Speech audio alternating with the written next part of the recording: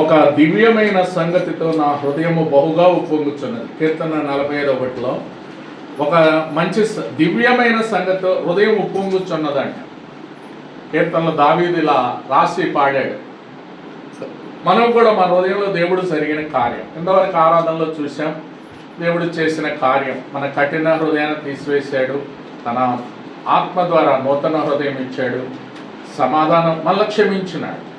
మనలను ఎంత ఘోర పాపుల్ని యేసయ్య ఎంత క్షమాపణ ఉందండి. ఆయన శిలువ మీద పలికిన మాట, మొట్టమొదటి మాట ఏంటండి? తండ్రి వీరేమి ఎరుగురు కనుక వీరిని. మరి కొట్టేవారిని, హింస పెట్టేవారిని, ఊమేసేవాళ్ళని, రక్తం ఎవరు కూడా క్షమిస్తారు? అంతకంటే క్షమాపణ ఏమన్నా ఉందా ఈ లోకంలో? మరి మనం ఎందుకు నువ్వు ఒక నీళ్ళలో క్షమించలేవు? ఆయన అంతగా క్షమించాడే, మరి మనం ఎంతగా క్షమించాలక్క? ఆ క్షమాపణకు మనమేమి చూడండి అంతగా. కాబట్టి ఇలా పాడిన పాట కూడా మంచిది చూడండి. ఇది కూడా ఒక దివ్యమైన సంగతి నా హృదయంలో బహుగా పొంగుచున్నది అంటాడు భక్తుడు దావీదు. ఎక్కడైతే ఏంటి ఆ హృదయము? 154, 152 ఈ శ్రేష్టమైన ఈ పాటను కూడా అందరం కూడా అర్థాన్ని గ్రహించాలి. పాడేటప్పుడు ఆ వచనాన్ని చూడండి, దేవుడు దీవిస్తాడు మిమ్మల్ని. అర్థాన్ని గ్రహించుకుంటూ దేవుని గణపరుస్తూ మనమందరము పాడిసి ఈ వాక్యాన్ని యొక్క పాటను పాడుకుందాం.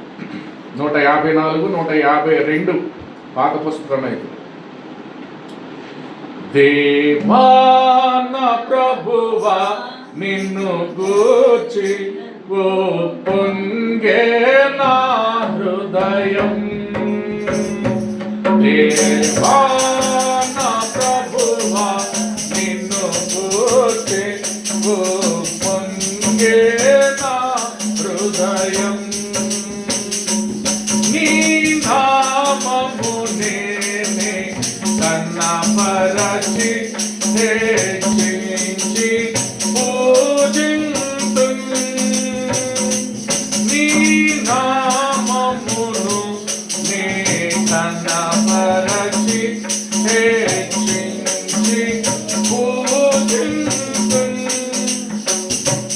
లాగించి కొనియాడుటలో నాకిచ్చిన నీ కృపకై. లాగించి కొనియాడుటలో నాకిచ్చిన నీ కృపకై.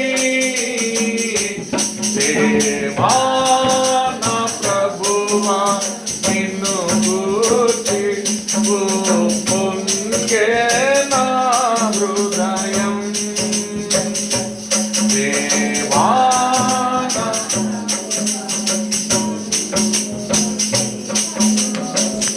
పొంగే నా హృదయం.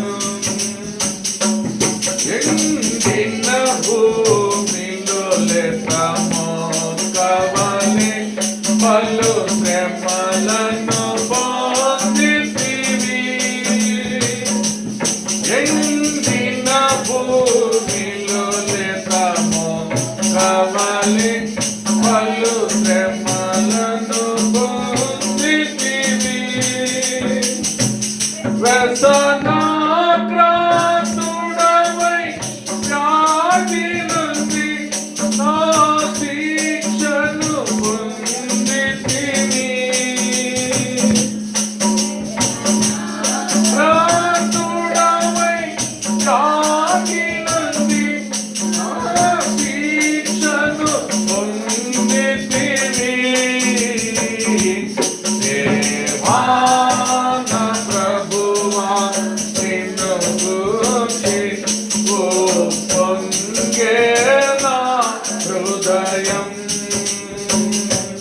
దేవా నా ప్రభువా నిన్ను పొంగే నా హృదయం. ధవళవనుడా రత్నవనుడవు నా ప్రియుడవు నీవే ప్రభు. ధవళ